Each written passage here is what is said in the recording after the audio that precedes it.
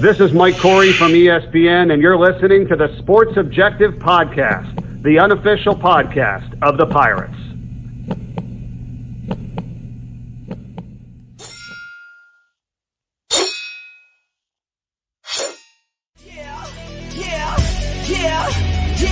My heart is purple and gold. I'm a pirate down to my soul, and I don't back down, not at all. Find out when the cannons explode. From the sidelines down to the post, put it down like not even close. All out to the last whistle blow. From the flag with the soul and crossbones. Everybody stand up, get your hands. Welcome into the Sports Objective Podcast. As we see here on a beautiful Tuesday evening in January, as we're getting closer and closer to baseball, Bubba. Yeah, no doubt, Kyle. Forgive some technical difficulties as we get things underway here, but welcome into the show. We appreciate everyone tuning in, whether it's right now live on Facebook, YouTube, or Twitter. And remember, our show can always be found pretty much anywhere podcasts are found, including but not limited to Google Podcasts, Apple Podcasts, TuneIn Radio, SoundCloud, and Spotify. It's hard to believe, but we're just 3.5 weeks from first pitch, as the Pirates will host the Bryant Bulldogs on that weekend of February 18th. We had our annual media day on Monday. Coach Godwin, all of his assistants, and a variety of players met with members of the local media.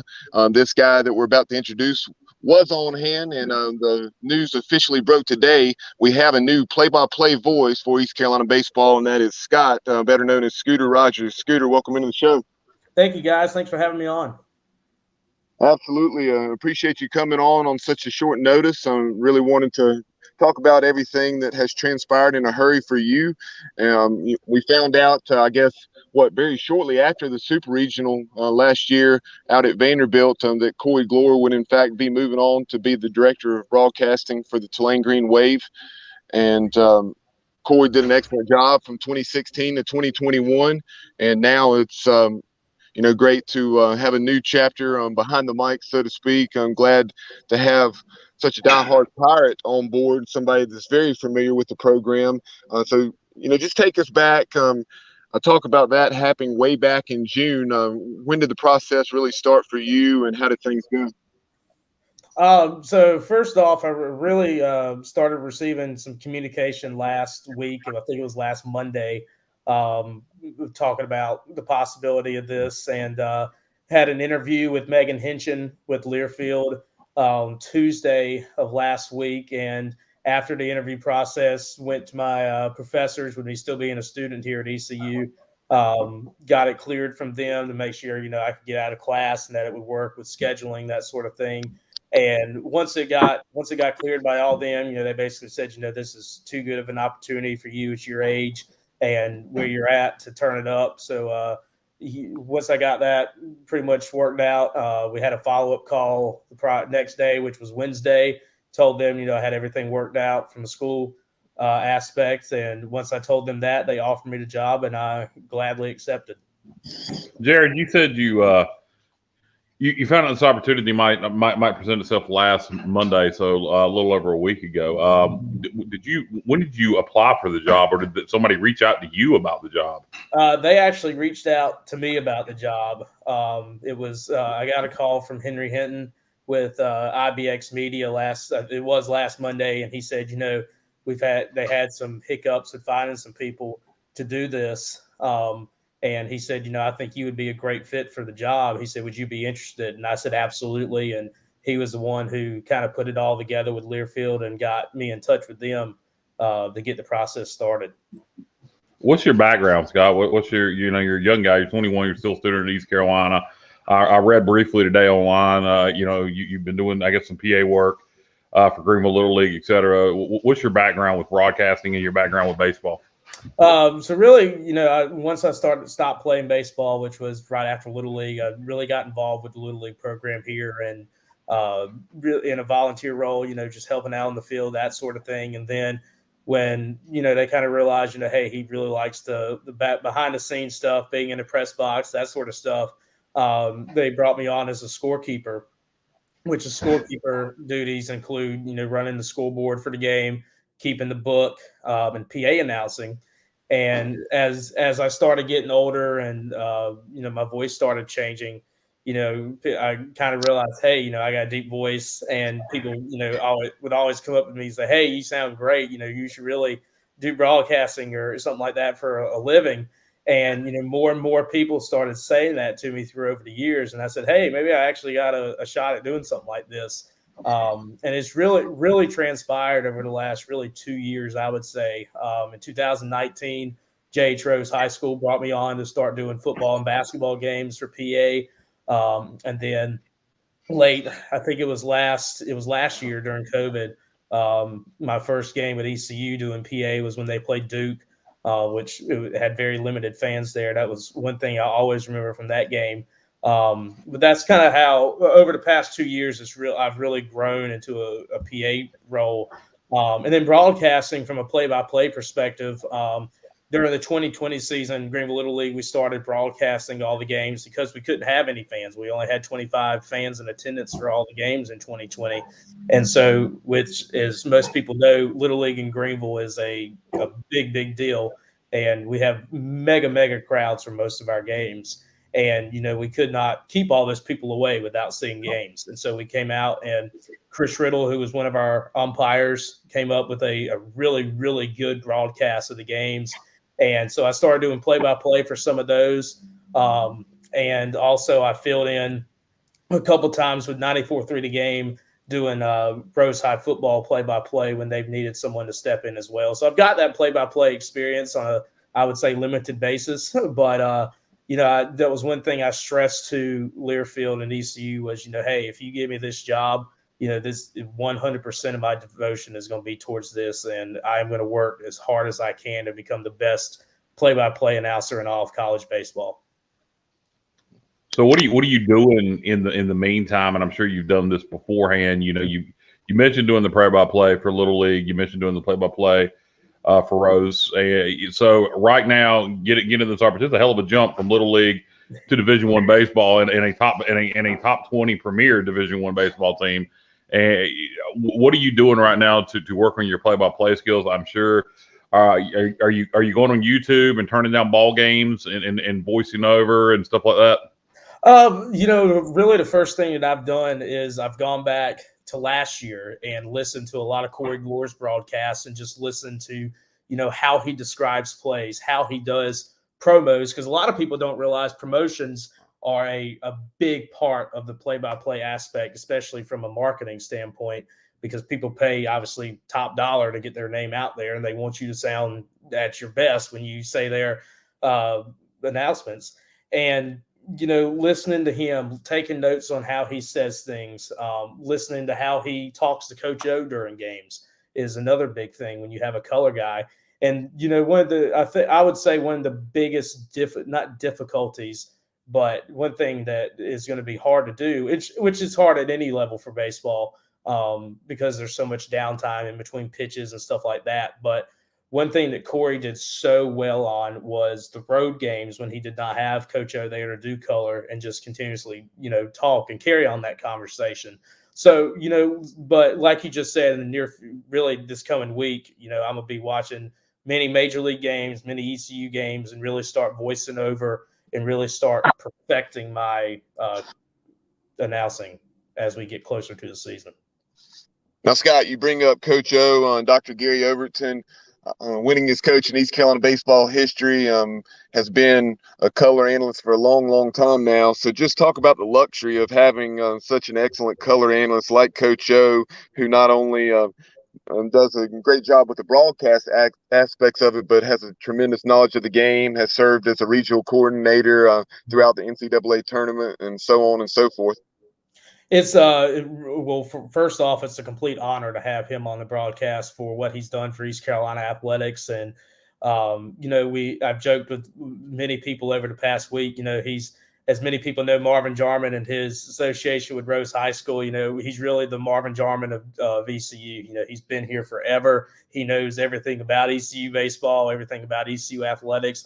And to have that knowledge on the broadcast is going to be amazing. And to be able to work beside him is a complete honor. I just want to, I don't know, how well do you know Coach O? How much have you interacted with him up until this point? I know him very well. He's really our boss I work at the scores table for all the basketball games at ECU. So I see Coach O during basketball season almost on a daily basis. Okay, gotcha. Well, I didn't know if you knew this or not, but if you ever get a chance to go out to dinner or lunch with Coach O, maybe on a rare road game, he does go on the road with you. He loves to pay, so stick him with the check. He's notorious. He loves to pay for everybody's meals and drinks, and so just stick him with the check, and he'll be happy. Gotcha. Hey, now Scott, Kyle asked an excellent question as far as your background in broadcasting and as a PA announcer. So I have a question here for you from Charles on Facebook. He said, "Did Scott ever work for the college radio station?" I have not. I've not really done much with WZMB, but this is actually my first year at East Carolina. I got a associate's in arts degree from Pitt Community College before I transferred to ECU. I wanted to go that route first, just to kind of save some money, because as we all know, college is not the cheapest thing in the world. But this is actually my first year at East Carolina, and I not really thought about doing it because really I had not had much time, because I really wanted to keep doing Little League and Rose and everything. But obviously with this now, I had to give some of that up. But no, I have not worked with the radio station for the college. Also, some other folks chiming in on Facebook as well as YouTube. Mark Calloway saying hello, and then Josh Thomas, I got that I know from out in the left field jungle. He says, "Congrats, Scooter." And then Craig says, "All right, Scooter, make me a fan. I love me some Corey Gloor. Bring it." And then you also have Richard Alsbrook, a very familiar face to the program and the Greenville and ECU communities, saying, "Congratulations, my friend. Very happy for you. Can you have a live remote call from out in the jungle?" And that's something we talked about with Corey Gloor, saying how fun that would be to call a game from out there. And I'm sure it would be hard at times to focus. It would be. I was on the Patrick Johnson show before I came on with you guys, and that question came up there too. And I told him I think that would be a very cool thing to do. I said the FCC would probably have to be on stand for that, because there's no telling what would come out over the air if we were in the jungle. But I think that would be a great opportunity. I know you guys probably remember ESPN Sunday Night Baseball doing some telecasts out from the outfield, I think at Wrigley and I think at Fenway Park as well. And I remember how cool those broadcasts were. So I think it would be an outstanding thing to do. Scott, go ahead, Kyle. Go ahead, Bubba. Very quickly, while we were talking about your background and preparing for this job, when you talk about listening to Corey Gloor, obviously you have another tremendous resource right there with Jeff Charles. Have you had the opportunity to talk with The Voice at all? I have not had the opportunity to talk to The Voice at all, but I would love, if given the opportunity, to talk to Jeff Charles and meet him and really ask for some advice, because you obviously can't get much more better than Jeff Charles when it comes to the radio business. Scott, you mentioned having to call road games typically without a color analyst. Coach O will make some trips. Sometimes Malcolm will step in and do some analyst work. But you talked about how Corey was really good at filling time, on open air, a lot of downtime on his own. He was good at telling stories, bringing up topics, interacting on social media. Do you have any plans, things that you'll do? I think the interacting on social media, getting people to tweet at you, things like that is probably a really good approach to take. I do. I would love to. I'm definitely going to keep up the tweeting during the games. I think that was one thing that really set Corey aside from a lot of people, was the way he involved the fans during the broadcast from when he was here. That's definitely something I'm going to keep up. But I have had some thoughts on some stuff to do throughout the game as well, and I'm looking to implement those for the upcoming season. But yes, live tweeting into the broadcast will definitely still be kept. Scott, one thing, Corey, and you're not going to be Corey. You don't need to be Corey. You don't need to try to be Corey, because if you do, you're going to suck. Because right. Corey's Corey, you're Scott. The one thing Corey did, as I say, don't be Corey. One thing Corey did was he was a big movie buff, and he liked to work in movie lines. Obviously, you don't want to just copy that because that would be, that's like, again, that's Corey, you're Scott. But is there anything you're really into? I mean, besides baseball, obviously. Are you into music? Are you a big movie buff like he was? Video games? What could be your niche, your interesting little aspect to bring to ECU broadcast?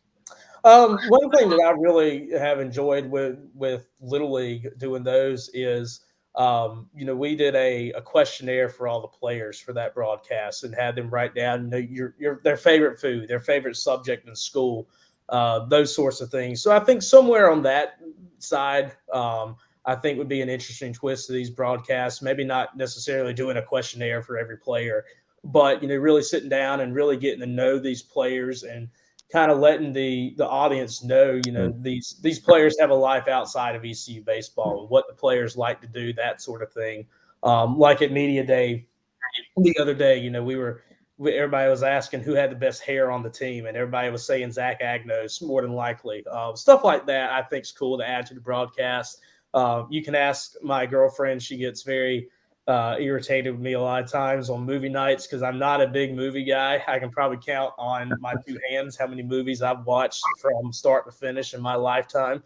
But I love music. I'm a big country music guy. Like I said, if you ask my girlfriend, she'll know. All right, Scott. All right, wait a minute now. All right, you just opened Pandora's box, my friend. You say you're a big country music guy. Now, I am. Give me your top 3 artists, and I'm going to decide if you're a big country music guy.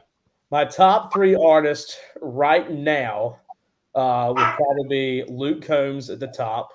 From old school wise, I would say George Strait is in there, and I would also say Garth Brooks. Okay, now I'm gonna give you a pass on that. I was looking for a little bit more better answers. I'll take those answers, or those answers are acceptable. I can dig some '90s country. You went with Garth, you went with George Strait. Luke Combs a little bit too mainstream for my taste. I'm more of a Cody Jinks, Whiskey Myers, Jamie Johnson, Chris Stapleton, Cody Johnson, Tyler Childress, all this kind of guys. So are you into any of that? I do. I love Chris Stapleton, love Tyler Childress. Cody Jinks. I would say I'm a big 2000s country guy too. Clay Walker, I think, is one that. What about Cody Jinks? Cody Jinks is good. I like him. There's a couple songs that I have from him on my playlist. But I'll share some Cody Jinks stuff with you, Scott. We gotta. There's more to Cody than just loud and heavy. We got to get you in the Cody Jinks. That's vitally important to the future of ECU baseball. The Scooter becomes a huge Cody Jinks fan. Okay, I'll have to put that in the plans for the broadcast over the season. There you go.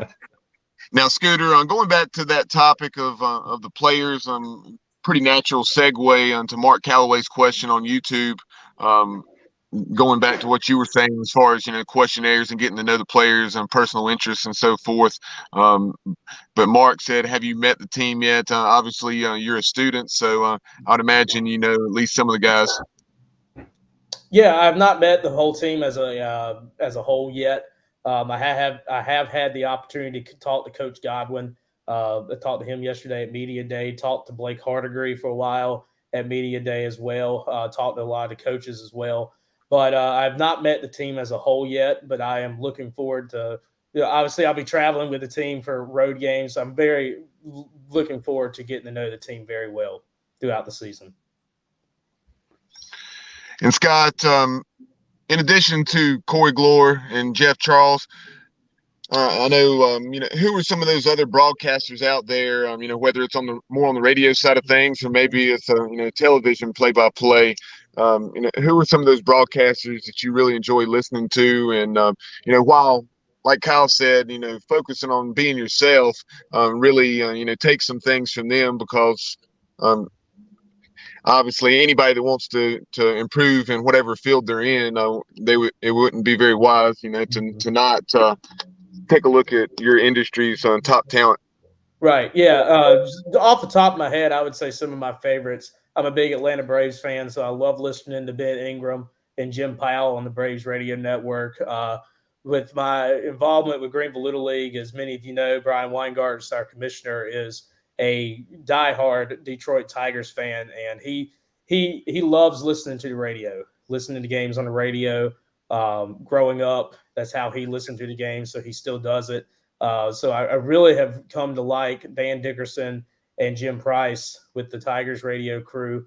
And also, this one might throw you for something here, but I really love watching Bill Walton broadcast on ESPN. I think he is hilarious. I know he's not much of a quote unquote real sports announcer, but I love listening to his broadcast. I think it is a unique way to listen to a basketball game.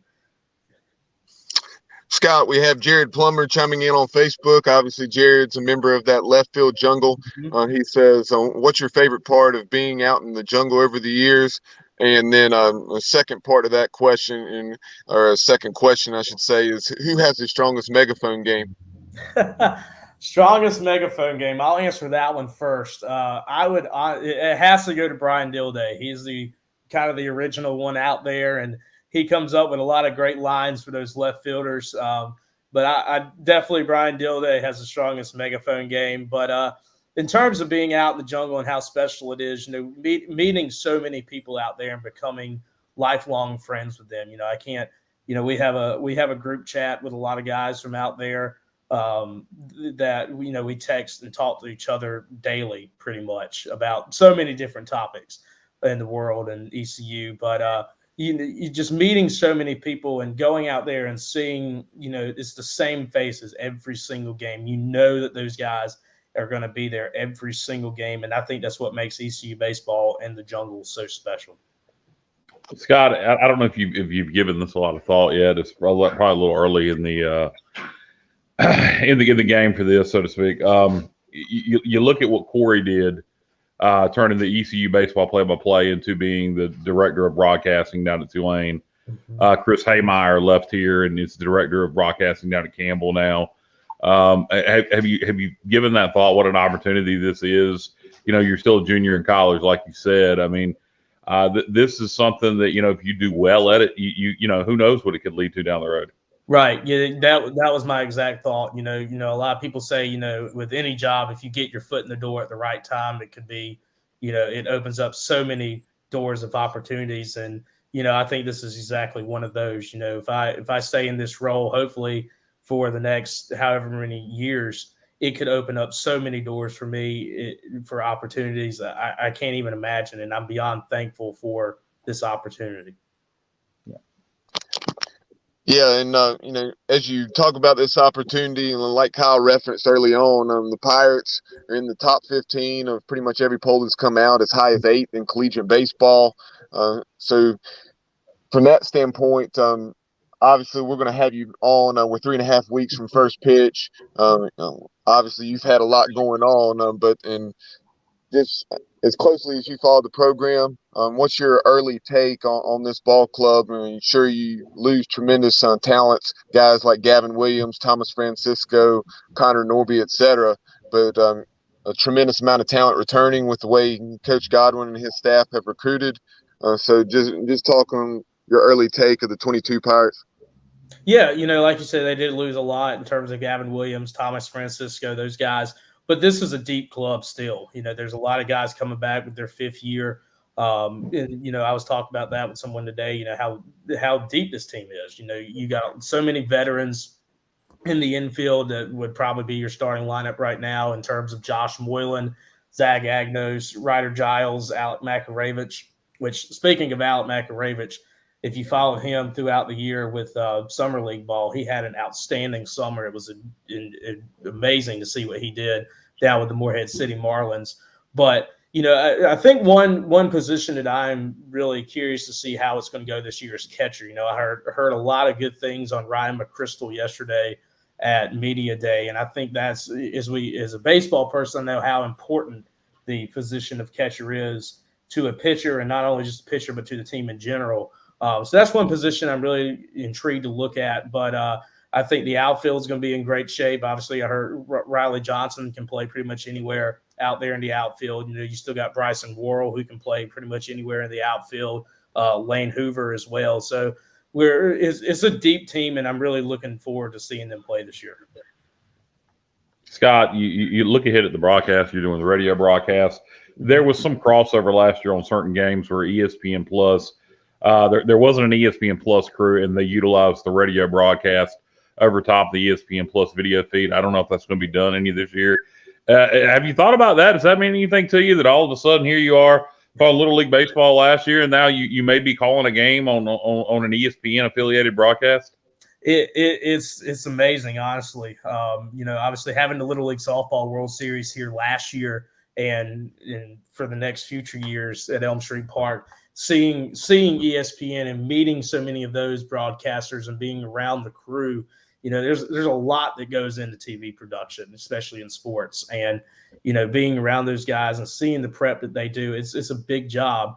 But also, they're also all about 25 years older than me and have been doing it for a very long time. But to have that opportunity, like you said, is just amazing at my age. And I am beyond thankful for this opportunity. But it would mean a lot for me to actually do the carryover and possibly be on ESPN Plus. Yeah, I'm sure it'll happen at some point this year. I mean, I can't imagine. I guess it's possible that because, with East Carolina last year, they were playing a lot of the fall sports in the spring. So I guess it's possible that they bring in a crew for every single baseball game. But I bet at some point they're gonna utilize the radio feed over top the television broadcast. So it'll probably happen for you. I would be willing to bet. Yep.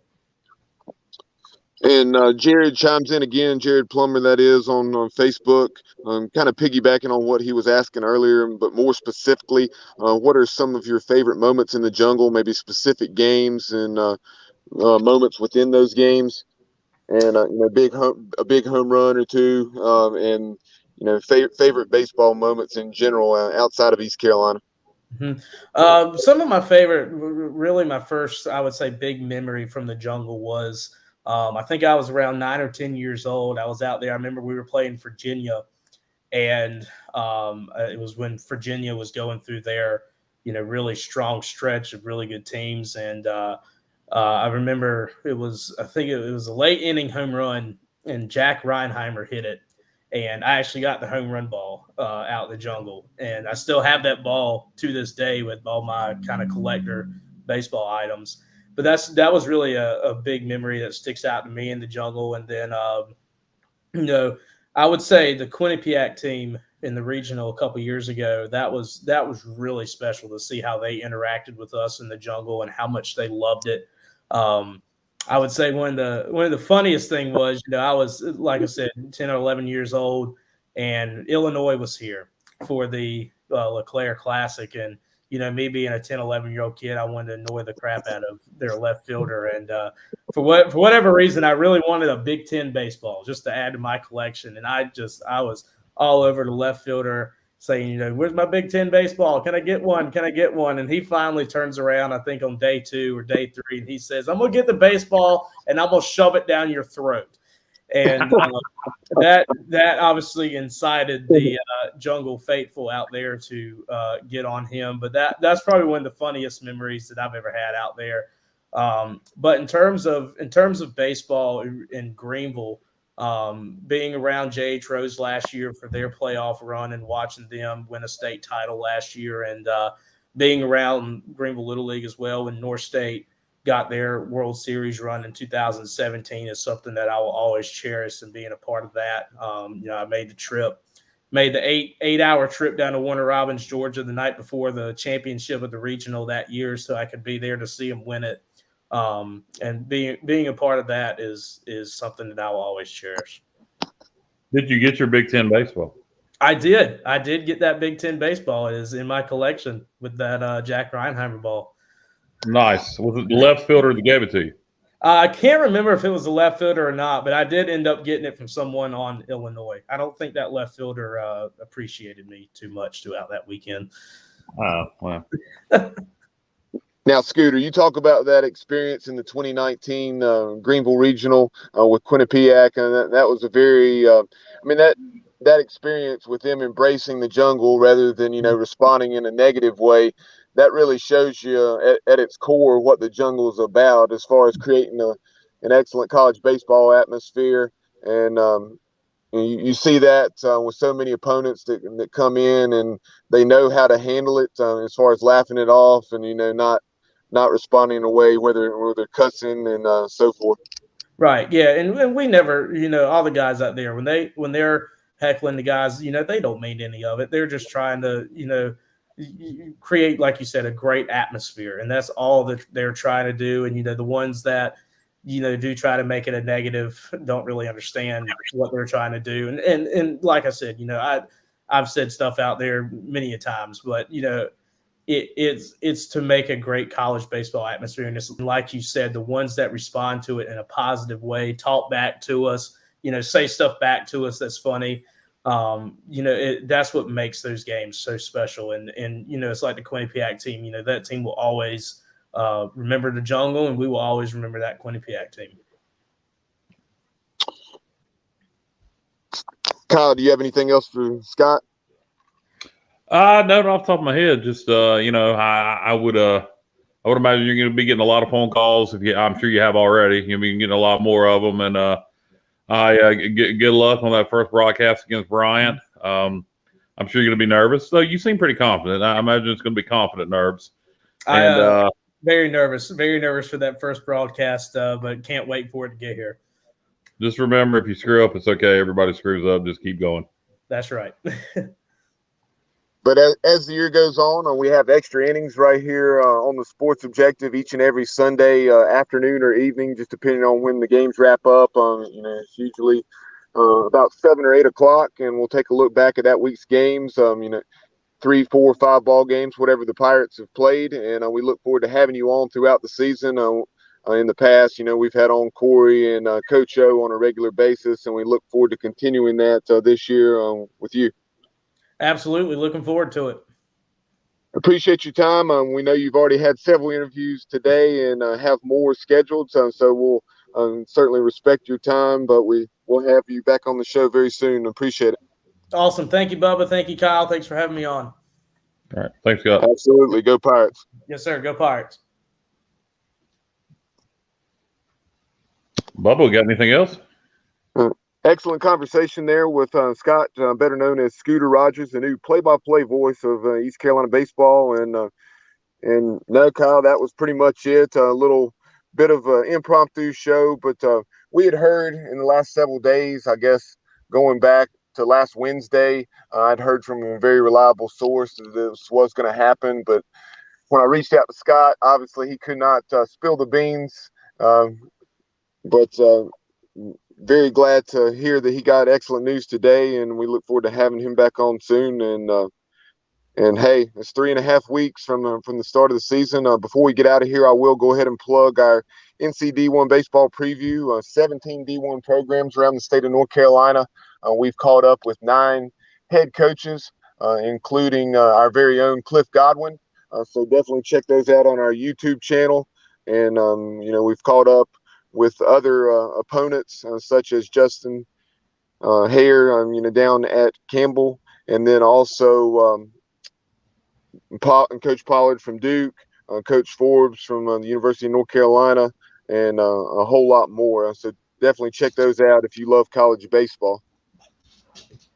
Yeah, no doubt. And like you said, we're 3.5 weeks till the season starts, Bubba, and looking forward to it. This to me is a dead period in sports because I'm not an NFL guy and I'm not a basketball guy. So I'm ready for baseball to get here.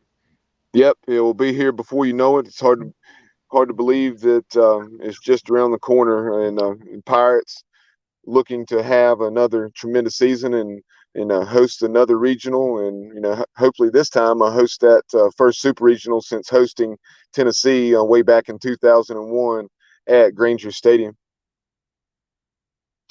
But yeah, no doubt. And you know what? If we don't get the host, closest we've ever came to Omaha was on the road against Texas Tech. So maybe we can do it again. And well, hopefully we'll be at home. But the moral of the story, Bubba, was we can win it on the road. Yeah, no doubt. And like I mentioned, be sure to subscribe to our YouTube channel. And we have a tremendous amount of East Carolina content as well as other sports-related content there.